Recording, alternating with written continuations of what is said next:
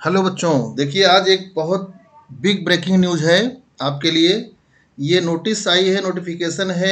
देखिए 6/10/2023 यानी कल की नोटिफिकेशन है ये, जिसको जारी किया है नेशनल मेडिकल कमीशन यानी under graduate medical education board.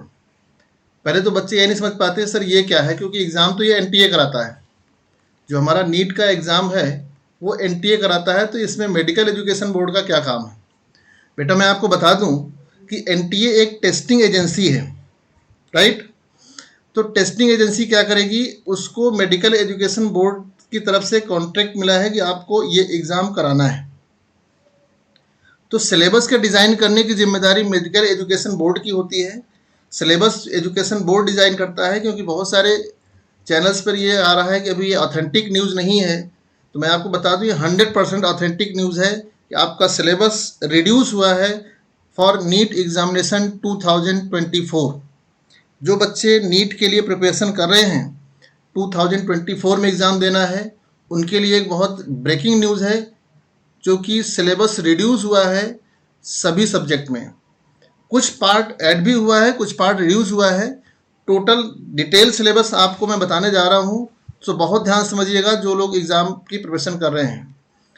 Notification देख सकते हैं आप, लिखा हुआ है it is notified to all the stakeholders specially to the aspiring candidates that the undergraduate medical education board. Means जो बच्चे मेडिकल एजुकेशन बोर्ड में एडमिशन लेने जा रहे हैं 24-25, यहाँ पर थोड़ा सा कन्फ्यूजन हो सकता है आपको नोटिफिकेशन के करके, क्योंकि यहाँ लास्ट में देखिए लिखा हुआ है नीट एग्जामिनेशन एकेडमिक सेशन 2024-25। कुछ लोग यहाँ पर आपको मिसगाइड कर सकते हैं कि सर ये सेशन तो 23-24 है, हम 24-25 का सिलेबस क्यों पढ़ें। बेटा ये जो आपका 2024 में आप एग्ज़ाम दोगे वो आपका MBBS 24-25 के एडमिशन के लिए है। तो नो डाउट ये जो सिलेबस आया है वो आपका 24 एग्जामिनेशन के लिए है, आपको कोई कन्फ्यूजन नहीं होनी चाहिए। आगे देखते हैं हम लोग सिलेबस कहाँ से रिड्यूस किया गया है। स्पेशली बेटा मैं आपको केमिस्ट्री में बता रहा हूँ, फिजिक्स टोटल सिलेबस आपको इस वीडियो के लिंक में मिल जाएगा, आप डाउनलोड करिएगा। देखिए मैं बताने जा रहा हूँ आपको केमिस्ट्री में क्या रिड्यूस किया गया है। बहुत इंटरेस्टिंग टॉपिक है, क्योंकि एनसीईआरटी पहले ही रिड्यूस कर चुका था, लेकिन हाँ एनटीए ने इसको एक्सेप्ट नहीं किया था, क्योंकि मेडिकल एजुकेशन बोर्ड ने इसको मॉडिफाई नहीं किया था। बेटा सबसे पहले बात करें हम आपको 11th में, तो आप 11th देखोगे तो बेसिक कॉन्सेप्ट अभी आपके पास सिलेबस में है, एटॉमिक स्ट्रक्चर सिलेबस में है, right. Chemical bonding and molecular structure syllabus में है, थर्मोडाइनमिक्स कंप्लीट सिलेबस में है। अब आप बात करते हैं सर फिर रिड्यूस क्या हुआ 11 से, तो 11 से आपका एक चैप्टर रिड्यूस हुआ है यहाँ पर इन्वायरमेंटल केमिस्ट्री। इन्वायरमेंटल केमिस्ट्री हटा दिया गया है, जो कि आपके नीट एग्जाम में नहीं पूछा जाएगा, राइट। इसके अलावा इसमें आप देखेंगे तो सॉलिड स्टेट 12 से हटाया गया है, जो कि अभी तक अच्छे खासे क्वेश्चन इससे आते रहे हैं। सॉलिड स्टेट हटा दिया गया है। देखिए इक्विलिब्रियम भी दिख रहा है आपको, आयनिक और सॉल्यूशन पूरा कंप्लीट दिख रहा है। इक्विलिब्रियम में भी है, आयनिक और केमिकल दोनों प्रेजेंट हैं। हाँ इलेक्ट्रोकेमिस्ट्री को देखिए, रेडॉक्स में जो हम लोग 11th में पढ़ते थे वो अब दे दिया गया है इलेक्ट्रोकेमिस्ट्री के साथ। 12th का सिलेबस है इलेक्ट्रोकेमिस्ट्री, तो रेडॉक्स के साथ हमको इलेक्ट्रोकेमिस्ट्री भी पढ़ना है। 12th में एक चैप्टर हटा दिया गया बेटा मेटलर्जी, लेकिन आपको बता दें हम मेटलर्जी नाम से तो हटा दिया गया है, लेकिन आप अगर कोऑर्डिनेशन कंपाउंड का चैप्टर इनका देखेंगे सिलेबस में, तो वहाँ पर थोड़ा सा दे रखा है इन्होंने इंट्रोडक्टरी पार्ट में। ये देखिए यहाँ पर देखा बेटा इन qualitative analysis extraction of metals and biological system. तो पढ़ना क्या है यहाँ पर आपको बता दें, मेटलर्जी तो नहीं पढ़नी है, लेकिन इंपॉर्टेंस ऑफ कोऑर्डिनेशन कंपाउंड, यानी जब हम कोऑर्डिनेशन कंपाउंड पढ़ते हैं तो उसमें मेटल के एक्सट्रैक्शन में कॉम्प्लेक्स कंपाउंड का क्या रोल है, किस तरह से रोल प्ले करता है, वो आप यहाँ पर देख सकते हैं।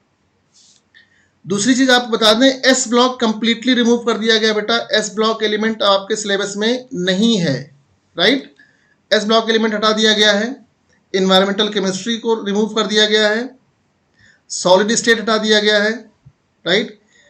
पी ब्लॉक एलिमेंट्स में अगर आप एनसीईआरटी देखोगे तो एनसीईआरटी में 13th एंड 14th ग्रुप नहीं है, राइट। लेकिन जो मेडिकल कमीशन बोर्ड ने डिजाइन किया है उसमें 13 to 18th ग्रुप यानी सारे पी ब्लॉक एलिमेंट्स हैं।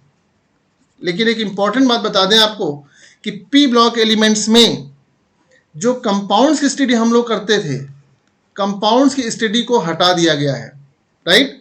तो कंपाउंड्स की स्टडी नहीं पढ़नी है। हाँ, इनकी जनरल प्रॉपर्टीज हैं, ग्रुप में variation, chemical and physical properties का ग्रुप में कैसे वेरिएशन होता है और किस तरह से ये पीरियड में वेरिएट करते हैं, उनकी स्टडी हम लोगों को करनी है। देखिए, जनरल इंट्रोडक्शन दिया है, इलेक्ट्रॉनिक कॉन्फ़िगरेशन है, general trends in physical and chemical properties of elements across the period and down the group, unique behaviour of the first element in the group, जिसकी वजह से हम लोग कहते हैं ना these are the first member of the family, जिसको हम लोग फैमिली बोलते हैं, boron family, carbon family, so and so.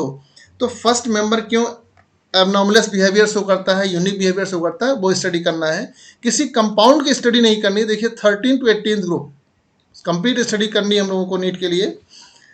NCERT ने जबकि 13, 14 ग्रुप हटाया हुआ है बेटा, तो थोड़ा सा आपको ध्यान रखना पड़ेगा इस बात को। डी एंड एफ ब्लॉक पूरा कंप्लीट है, क्लियर। कोऑर्डिनेशन कंपाउंड कंप्लीट रखा हुआ है। फिजिकल केमिस्ट्री में आपको 12th देखोगे तो उसमें सरफेस केमिस्ट्री हटा दिया गया बेटा, सरफेस केमिस्ट्री नहीं है, राइट। सरफेस केमिस्ट्री नहीं रखा गया है, मेटलर्जी नहीं रखा गया है, और देखिए सॉलिड स्टेट रख दिया गया है। ऑर्गेनिक का पार्ट देखेंगे तो ऑर्गेनिक के पार्ट में बहुत ज़्यादा इन्होंने इंटरफेयर नहीं किया है, थोड़ा सा इंटरफेयर किया गया है एल्डिहाइड कीटोन में। अगर आप देखोगे एल्डिहाइड कीटोन, देखिए मैं बता रहा हूँ आपको, this one aldehyde ketone and carboxylic acid. अभी तक हम लोग carboxylic acid and their derivative पढ़ते थे, देयर डेरिवेटिव।